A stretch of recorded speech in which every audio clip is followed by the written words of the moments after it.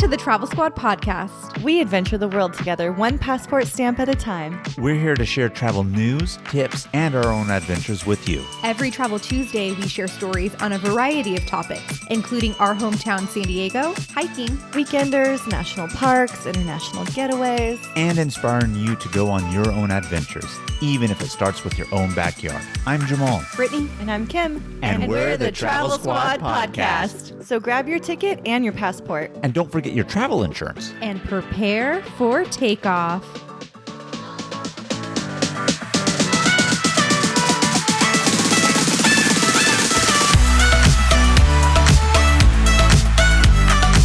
Hello, fellow travelers. Hey, Squaddies. Hey, Squaddies. Welcome to the Travel Squad podcast. Today, we are taking you to the Lone Star State, specifically to the state's capital, Austin, Texas. Austin is a perfect weekender trip. There's so much to do and see in around the city, and it's really easy to navigate. Austin also wins the best barbecue award in my book.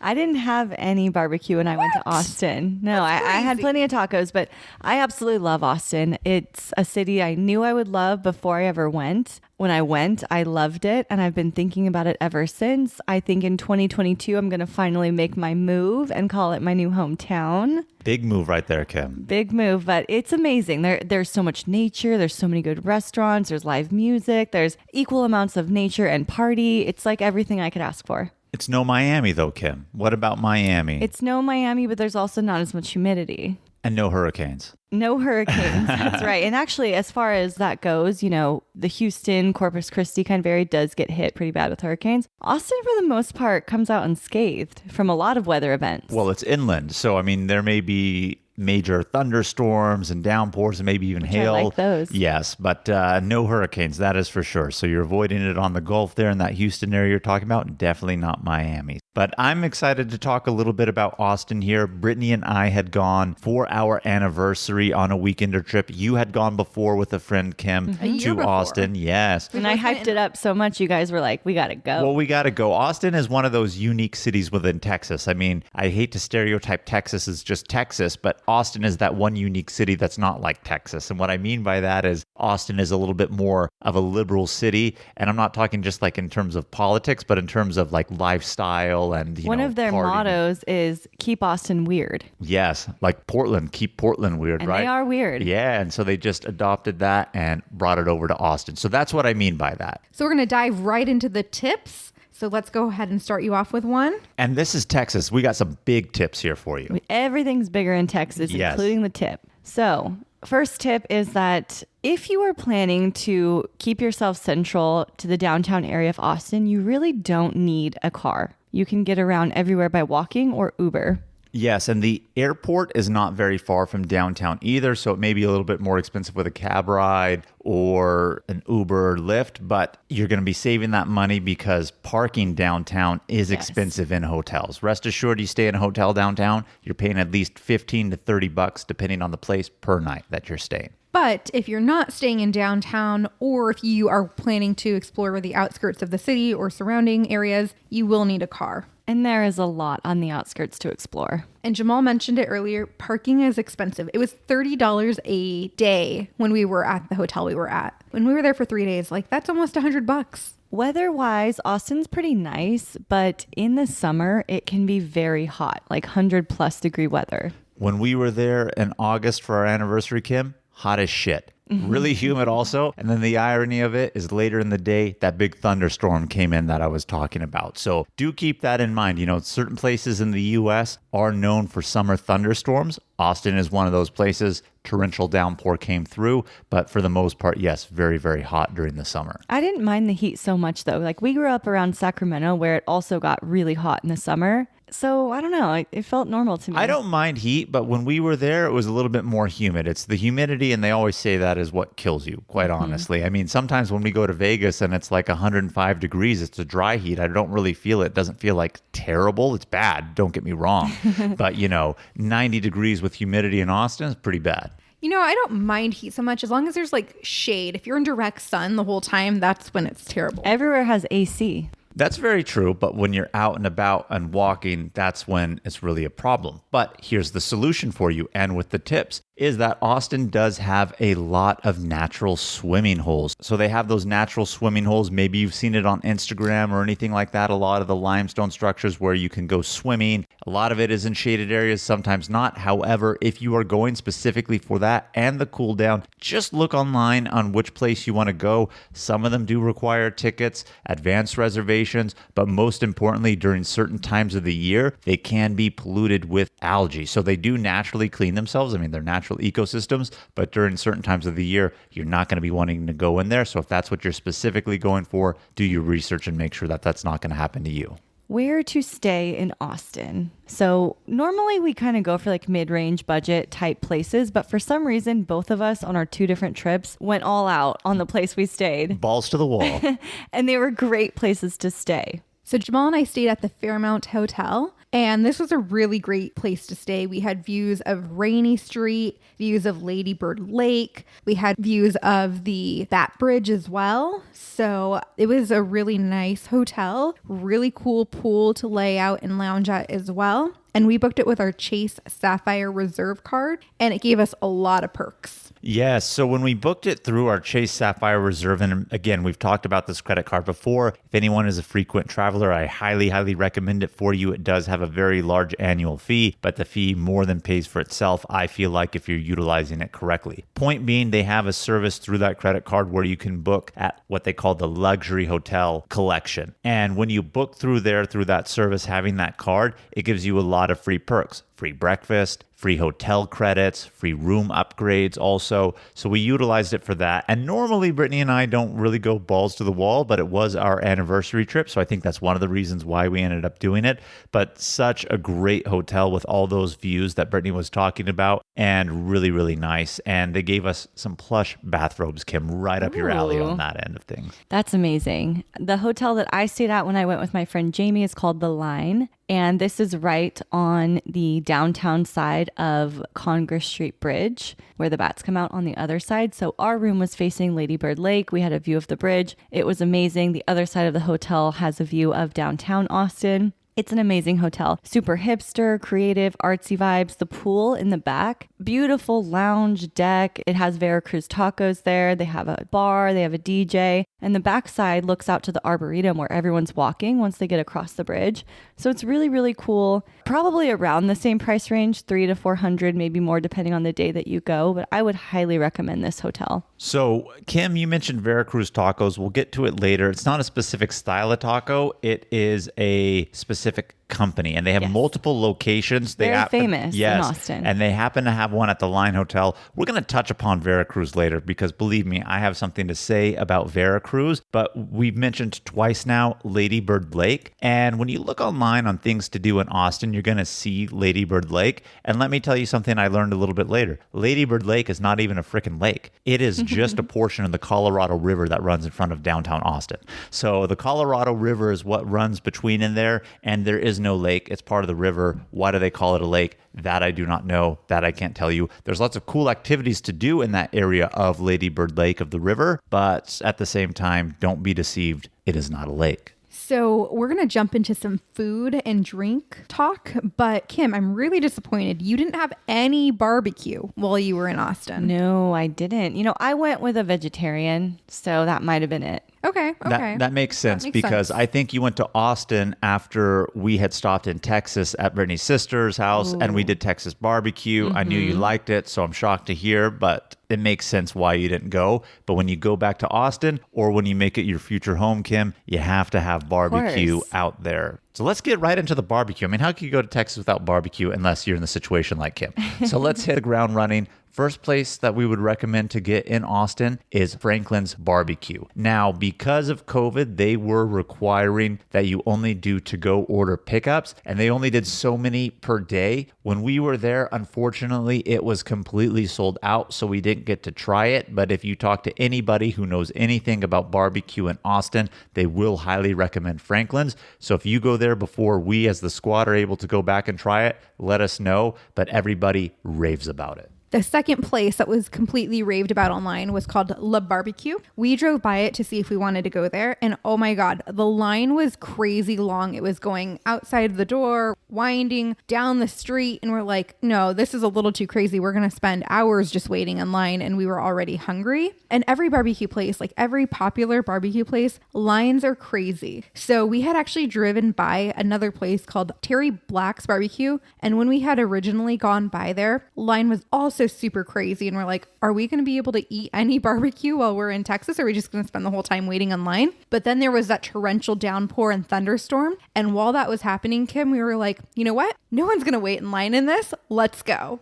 And you know what? People were still waiting in fucking line for their Texas barbecue at Terry Black's. Granted, the herd had thinned just a little bit, so it made it more palatable of a wait. We still waited about 45 minutes. Oh my God. And you were hungry? And we were hungry. Well, it was either that or wait an hour and a half plus for the longer lines that there were, and especially if we went when it was not raining at that point in time. But let me tell you something. As much as we wanted to try Franklin's and the barbecue, I am so stoked that we tried Terry Black's. Quite honestly, it's some of the best barbecue I think I've ever had, specifically at this Austin location. Brisket is king over there. That's what they say. That's their tagline, and I believe it. Their brisket is out of this world. One of my favorite things to have when it comes to barbecue. We had the pork ribs. How were the ribs? The ribs were good. Were they exceptional and out of this world like their brisket? No, but very, very satisfied with it. That much I can tell you. Tell me they had mac. Mac and cheese was good. It was nice and creamy as well. It was definitely good. Coleslaw was decent. It had a very vinegary taste. Jamal really liked that.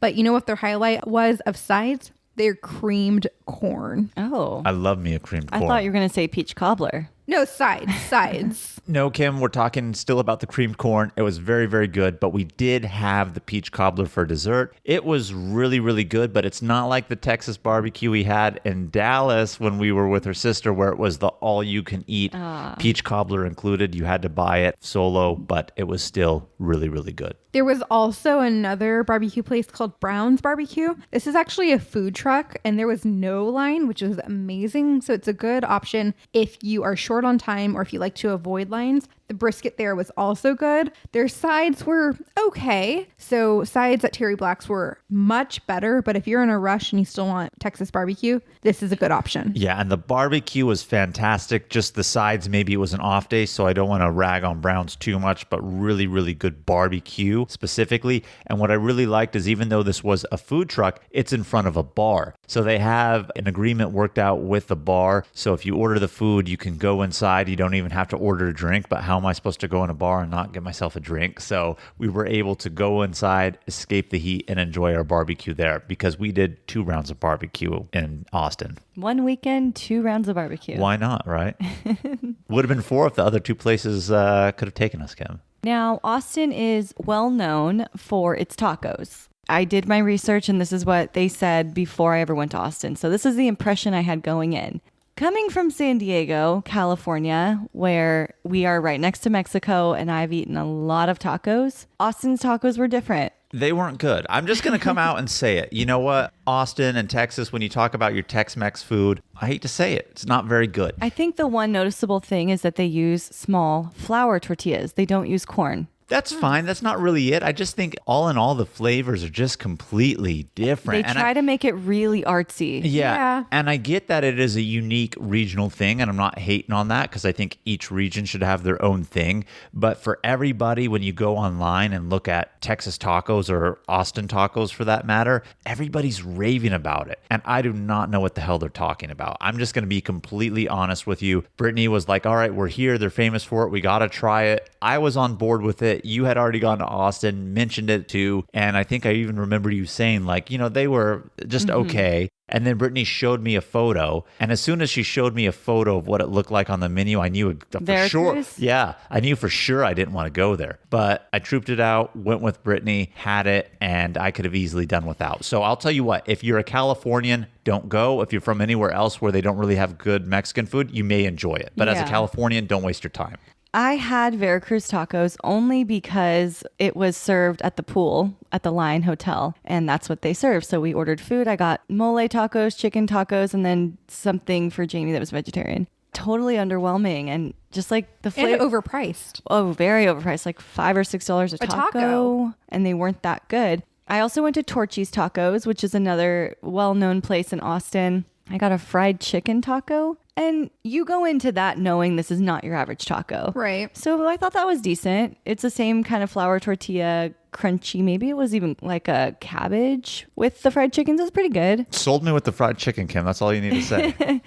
And then I went to another place called Joe's Coffee. This is the place that has that famous "We Love You So Much" mural outside. It's really just not much of a mural. It's just painted on the wall. Mm-hmm. And there I got a breakfast taco, which is like a mini breakfast burrito. So how could you go wrong with that? It was delicious. Bacon, eggs, cheese, mini flour tortilla, salsa. Amazing. Hard to fuck up a breakfast taco. Right? Yeah. I mean, so they got that. And I got this Vietnamese coffee. It was like a blended, thicker, delicious fucking coffee. I got a small and one taco. I actually went back and got another small coffee and another taco while we ate it there. Nice. I wish we would have known about this spot because you have me really intrigued by it now, Kim. But I just want to go on a side tangent real quick. I wouldn't call it a tangent. Side note, when Brittany said how hard could it be to fuck up a breakfast taco? Well, we were recently in Sedona. It wasn't a breakfast taco. It was a breakfast burrito at a shop, and major fuck up. I mean, they can't happen. So, I mean, it has to be a rarity, but What it definitely was can't fucked up happen. about it? It was just trash. The eggs were way hammered and overcooked, not enough cheese in it, too much potatoes. It just made it so dry. It was bad. It was bad. But anyway, I mean, that's our honest opinion regarding the taco situation in Austin. So you'll read a lot about it online. But if you want my honest opinion, stick with the barbecue. Texas knows how to barbecue. I don't think they know how to taco, though. Just know what you're getting into with the tacos. It's not going to be your Mexican style tacos. Yeah, so I mean, I know we did hate on the tacos a little bit, but we did go to a place, didn't have tacos, but they did have other food. It was called Barley Swine. And as we mentioned, Jamal and I went for our anniversary weekend. We were celebrating 14 years together and 6 years married.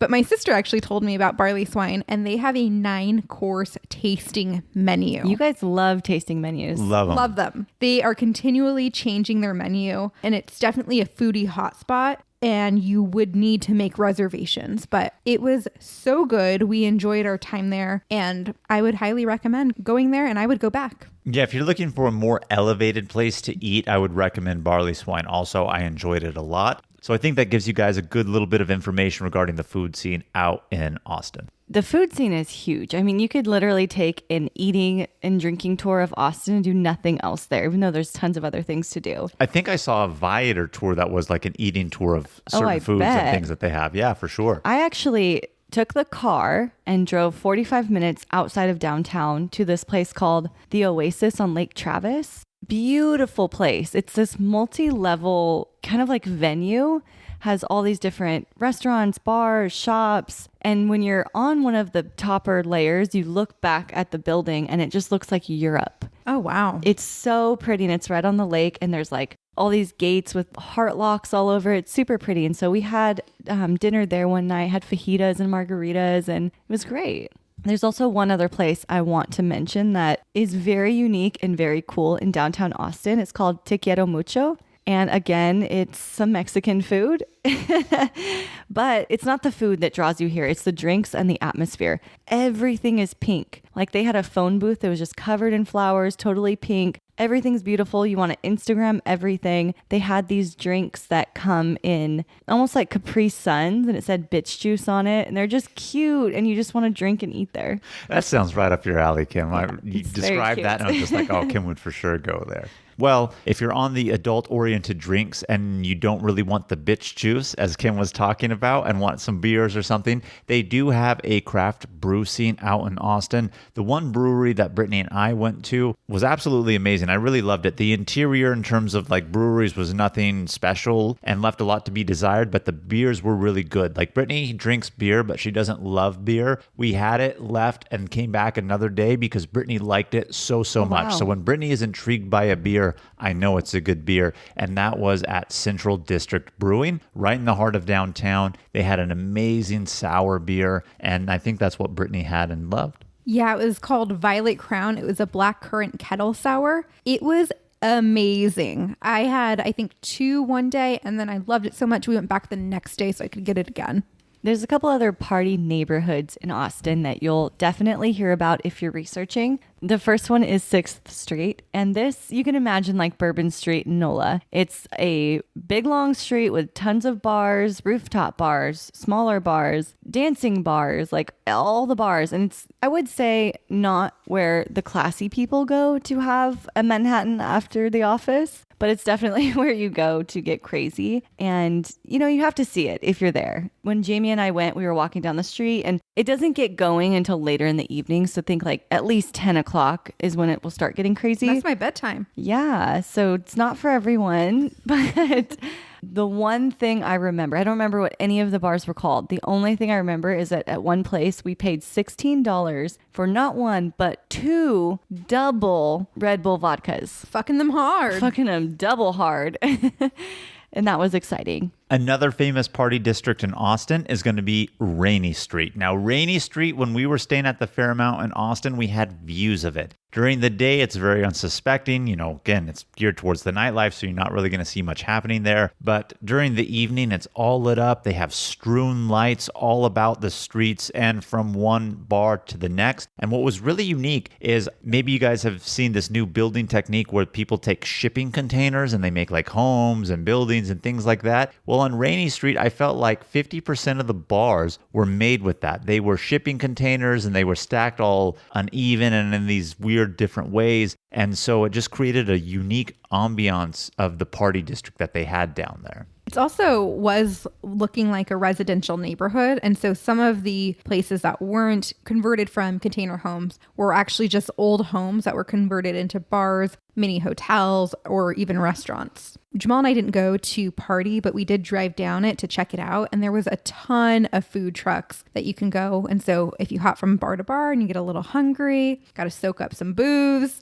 hit up a food truck before making your rounds to the next place. This street, I would say, is a little step above 6th Street in terms of like, it's a little bit more older, not as wild. It definitely still is, but depends on what kind of night you're going for and what kind of people you're traveling with. I heard it's like the new Nashville in terms of like bachelorette parties, bachelor parties. Oh. Makes a lot of sense. It was only 2 blocks. You just didn't see enough of Nashville. You didn't go to the good parts. I only went to Broadway. I know there's a local spot, and yes, you are very correct. We did not hit that. But if Brittany's going to compare it to Nashville in that sense, it's about 1 to 2 blocks exactly like Broadway Street is in Nashville. So it's a very good comparison. Hey travelers, let's take a quick detour to talk all about our travel itineraries that we've created just for you. We now have 6 different trip itineraries. 1 week in Kauai, an American Southwest weekend or road trip, a week in Yellowstone and Grand Teton National Parks, a road trip adventure featuring all 3 of Washington State's national parks, Big Island, Hawaii, and an Arizona road trip that features all 3 of Arizona's national parks. We are obsessed with these. These itineraries are 20 to 30 page PDF guides with every detail of the trip laid out. We're talking where to fly into, the exact route to take, where to stay, park entrance prices, where to eat, and driving distance between attractions, plus what things to see and do, even the hikes we recommend and their mileage and the time to allot for each one, and so much more. We have story highlights on our Instagram at Travel Squad Podcast where you can see the full guides. We've done all of the research and have taken these exact trips, taking out all of the guesswork from the planning, so all that you have to do is show up and have fun. Purchase your comprehensive Travel Squad Podcast itinerary on our website at travelsquadpodcast.com. Best of all, they're on sale right now for $30. So travel on over and get yours today. This episode is brought to you by Reese's Peanut Butter Cups. In breaking news, leading scientists worldwide are conducting experiments to determine if Reese's Peanut Butter Cups are the perfect combination of peanut butter and chocolate. However, it appears the study was inconclusive, as the scientists couldn't help but eat all the Reese's. Because when you want something sweet, you can't do better than Reese's. Find Reese's now at a store near you. Hey, it's Kaylee Cuoco for Priceline. Ready to go to your happy place for a happy price? Well, why didn't you say so? Just download the Priceline app right now and save up to 60% on hotels. So whether it's Cousin Kevin's Kazoo Concert in Kansas City, go Kevin, or Becky's Bachelorette Bash in Bermuda, you never have to miss a trip ever again. So download the Priceline app today. Your savings are waiting. Go to your happy place for a happy price.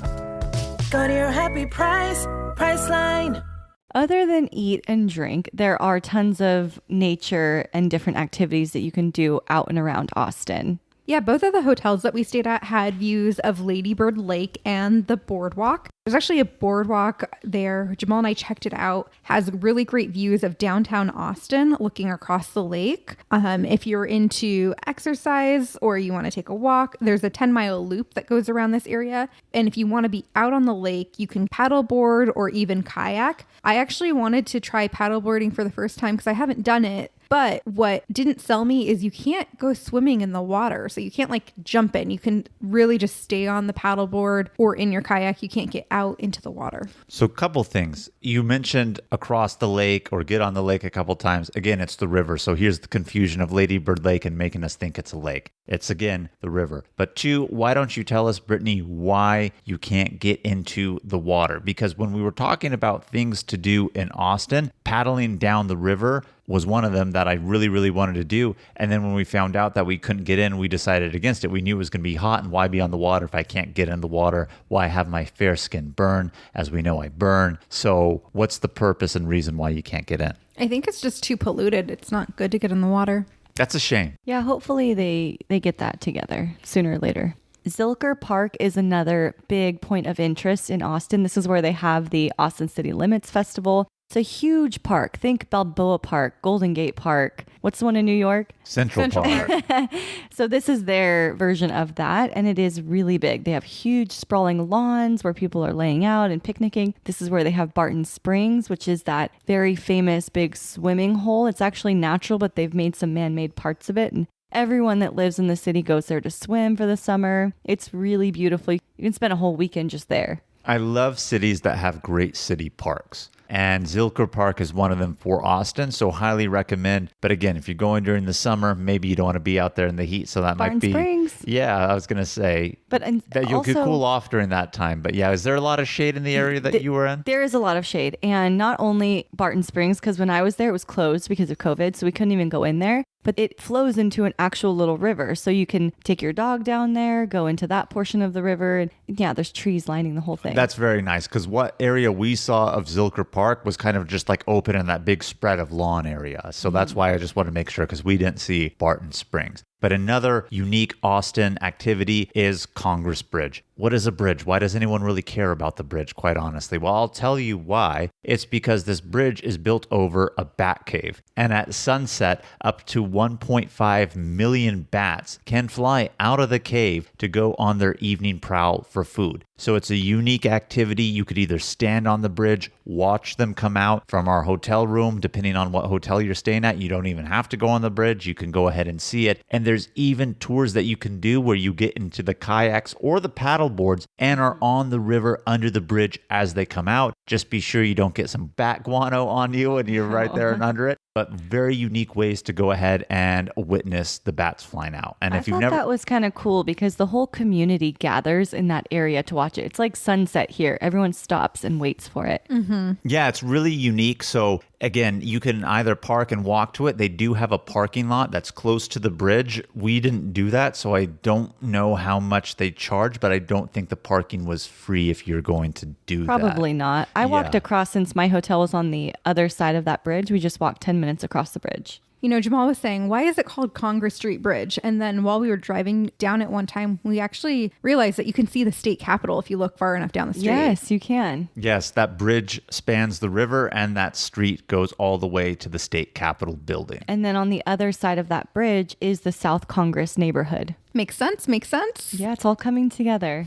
Speaking of Congress, another unique thing, maybe people, this isn't up your alley, but it's one thing we love to do at the squad when we're in a capital city. We love to go see the state capitol building. So we went to the state capitol building here in Austin. And let me tell you something. They love their Texas stars out there. It's on the flag and it is goddamn everywhere as well around that capitol building. Did you do a tour though? We did not do the tour. We would have loved to do the tour. We didn't have enough time and we didn't look to see if they were even open because of COVID, but they are free guided tours. Oh, okay. So you can do that. Yeah, I didn't do a tour either, but I definitely saw it. But going back to the stars, they have the whole area fenced off. And I don't mean like a big high fence like for security. It's like an aesthetic fence around. and every posting has the Texas star on it. So they take Texas. they take it real seriously over there. Another thing to do in the surrounding area of Austin is go to Mount Bonnell. This is actually the highest point in Austin at a whopping 775 feet. So high. But you can take the 102 stairs to the top, which easy day. Of course we did. And the elevated summit offers really beautiful views of Lake Austin. Yes, and this one actually is a lake. It's not part of the Colorado River. But even though you could probably sense my sarcasm when I said the 775 feet is high, I really do recommend Mount Bonnell. It is awesome. It gives you unparalleled views that you're not going to get of the city from just being downtown. Yes, you're going to see downtown, but even though it's not very high, it's still a unique nature area that gives you awesome views of the surrounding vicinity. Another thing about Austin is there are so many murals throughout the entire city. There's over 80 murals. We went to go visit a few, and one that I loved was called You're My Butter Half, and it was a mural of bread and butter. So it's a really cute photo op for couples or even for best friends. We also went to another mural called Greetings from Austin, and it's super beautiful. It's painted in vintage postcard style, and it has iconic features of Austin like the Capitol building, the Texas flag, all of those sorts of things. You know, there's murals all over the place. Those couple are some of the highlights, but that's one thing that I love about cities is the uniqueness to allow for street art like that and murals all over the place. I don't think we have very many here in San Diego, do we? They're sporadic, like here and there. Yeah, but nothing that's noteworthy. Like if you come here and look online, you're going to see, hey, go here. Whereas you go to other cities and they do. Austin is one of them. Even Boise, Idaho has one.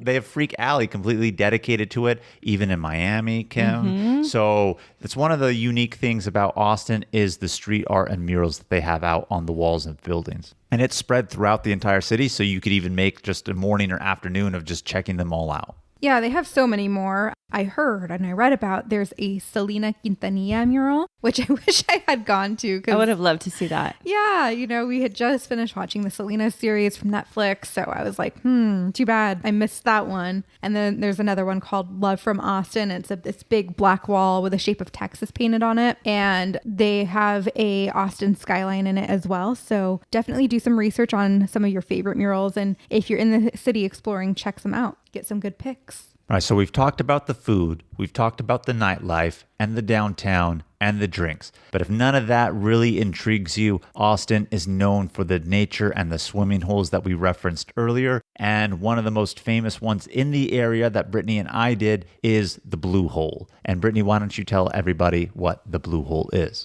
So if you are staying in Austin, this is one where you would need a car for. It's 45 minutes south of Austin, and you have to have reservations to the swimming area as well. But it's super beautiful. It's this forested swimming area. So the water is a perfect blue. It's super clear. And then there is like a canopy of trees over this little creek. And so the water is very cold, but you get some reprieve. And it just looks so beautiful, like where the trees are lining the water and you can feel like the roots and all of that. It's an iconic swimming hole. I really loved it. You know, we got out of the car in the parking area. And it's like, God damn, it is hot. Like, I cannot wait to get in. And then we got to the water and it was shaded. And even before we got in the water, I'm like, man, I don't really feel the heat too much standing in the shade of these trees. And then you get in the water and the water is ice cold. And we know how I am getting into cold water. I'm like a little bitch about it. I had to take like 10, 15 minutes to even just get it up to my like chest high on it. And eventually I acclimated and enjoyed it.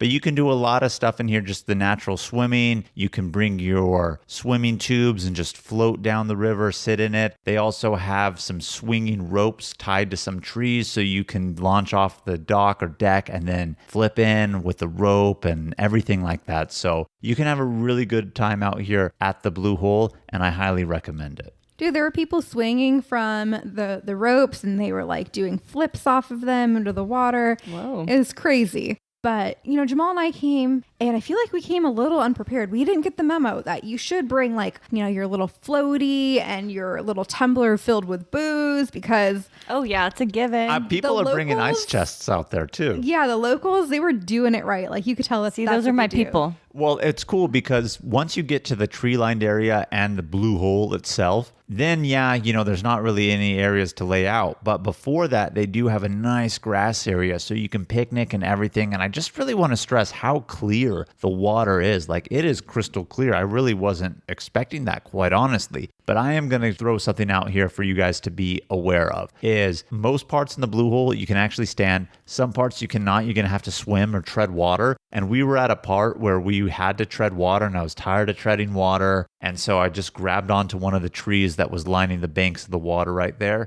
And then I had my hand on it for about a couple minutes as Brittany and I were just chilling in that one spot, talking, enjoying the scenic beauty. And then I look over where my hand is, and literally about 5 inches away from my hand is the biggest fucking spider I've ever seen in my life that is not like a tarantula. And they are just on those freaking trees. Like, honestly, disgusting spiders. I don't even know what the hell I was looking at. It was gnarly out there. It was coming for you? It wasn't coming for me. It was just chilling, but it was like 5 inches away. Like, literally, it was the size of my fucking hand. It was a huge spider. So they are out there. Be mindful of that. But don't let that deter you from enjoying the blue hole, because I would still go back. There's 2 time slots to go in, either 9 to 1 or 2 to 6. I would recommend 2 to 6 because it's warmer outside. 9 to 1, I think it'd be a little chilly still. There are several other swimming holes around the area too. Jacob's Well is another one that has a lot of good reviews. It's very famous. Barton Springs, of course, like we said, with Zilker Park. Krause Springs is another one, and then Hamilton Pool Reserve. And I'm sure there's many others. When I went, I actually had a reservation at Hamilton Pool Reserve, but because of the algae blooming, they said that you cannot swim. So I didn't end up going because I didn't want to drive out there for an hour, be in the heat, and not be able to get in the water.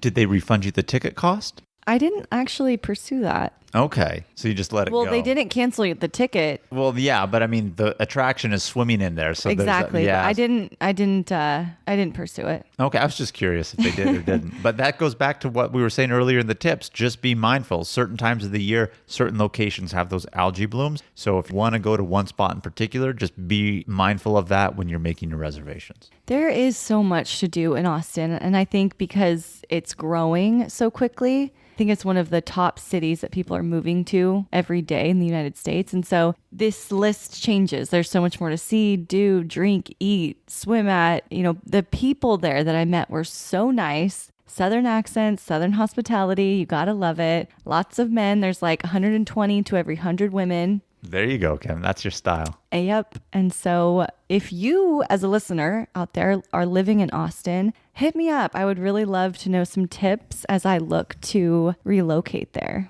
Any final thoughts on Austin, ladies, before we get into questions of the week? That was my final thought. Mine would be I want to go back and experience a little bit more, and I don't want to go in the summer. That way I can enjoy it a little bit more, and this time party on rainy. Because even though we went down and saw it, I'm not talking about like a big, big night, but I do want to go out and do a couple bar hopping experiences. Yeah. All right, everybody. It's time for questions of the week. Yeah.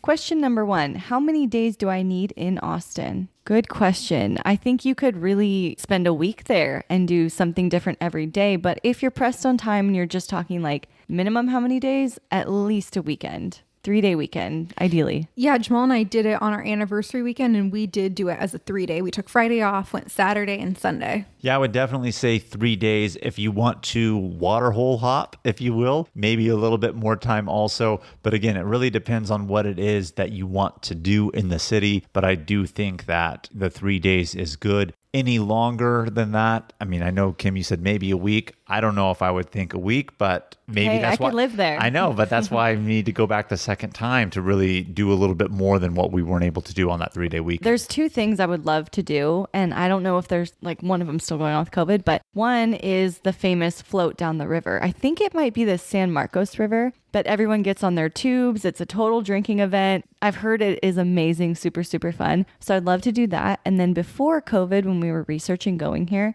there was a thing called the brunch bus, where it was like a party bus that took you on a brunch crawl. And that just seemed like a day. So that sounds right up your alley. I think you need a day for that and a day for the other. Well, I would love to do the brunch crawl. That sounds absolutely fun. It reminds me of the stuff that we see here in San Diego, where it's the I don't even know what you would call it, but do you know where you self-pedal and also drink at the same time as the bars all the way around? That reminds me of what that would be. Pretty sure the brunch bus was like a little school bus too that they had revamped. That's really fucking cool. Yeah, so lots to do. So question number 2, what's the culture like in Austin? I was kind of alluding to this earlier with Southern hospitality. Everybody's super nice. I mean, I just thought everyone was really friendly and just chill. A little grungy in some parts too. Like I try to equate it to what I know here in San Diego. And I think like a little bit of OB, a little bit of North Park. It's a little mini San Diego. Yeah. And there's probably different vibes in different areas too. Yeah. And like I said, politics aside, when I described it kind of more like as a liberal city, I guess that could kind of give you an idea of what the culture is like there. It's one of the more unique big cities in Texas that doesn't feel like other cities in Texas, if that kind of makes sense. Yeah, absolutely. Big barbecue culture out there in Austin. That's my favorite part of the culture out there is the barbecue culture. Let me tell you that. I love me some Texas barbecue. You know, when you do move out to Austin, I'd love to do a day trip from Austin to San Antonio. Ooh, and I would love to do one to Marfa. I haven't even heard of Marfa. Oh, Marfa's like this really weird, creative, little artsy town that's like, it's interesting. Okay. You're going to have to Google that and check that out. But I think, what is it, like 2 hours from Austin to San Antonio? Like not even very far. I think less. Like an hour and a half? Yes. Oh, wow. Yeah. See, so that's an easy little day trip also. So yeah, maybe even more time if you're going to use it as a hub and do day trips, right? Go to San Antonio. I've heard good things about San Antonio also. But wrapping it up with question number 3 for this week is, what would you do next time you went? And I think I kind of mentioned this earlier. I would explore more of Rainy and actually experience it. We were kind of there at the height of COVID and an influx of cases that they were having it there. And so I was erring on the side of caution because we had a later trip in September to Ecuador that was early in the month. So I was kind of playing it a little bit more cautious, but I would love to do that next time and do something on the river, not Lady Bird Lake, the river. I still don't know why. I just can't stand that they called it the lake. But anyway, yeah, paddle boarding or tubing down. I think that would be really, really fun. I would love to check out some more of the watering holes. I just love natural areas and springs and all of that. So I would want to go check out more of them. I know there's a ton of them. We've only listed a few. So that's what I'd love to do. I would want to eat some barbecue and then explore some of the neighborhoods I didn't get a chance to. I really stayed downtown, a little bit of South Congress. I would want to branch out a little bit more. And do that river float and the brunch bus. Oh, of course, of course. There'll be plenty of time to do all of that when I live there. On that note, squaddies, thank you so much for tuning in to our episode this week. Keep the adventures going with us on Instagram and YouTube at Travel Squad Podcast. You know we want to be tagged in your adventures, and send us in your questions of the week. If you found the information in this episode to be useful, or if you thought we were just plain funny, please be sure to share it with a friend that would enjoy it too. And as always, please subscribe, rate and review our podcast, and tune in every Travel Tuesday for new episodes. Stay tuned for next week's episode. We have some more amazing adventures and tips in store for you. Bye, squaddies.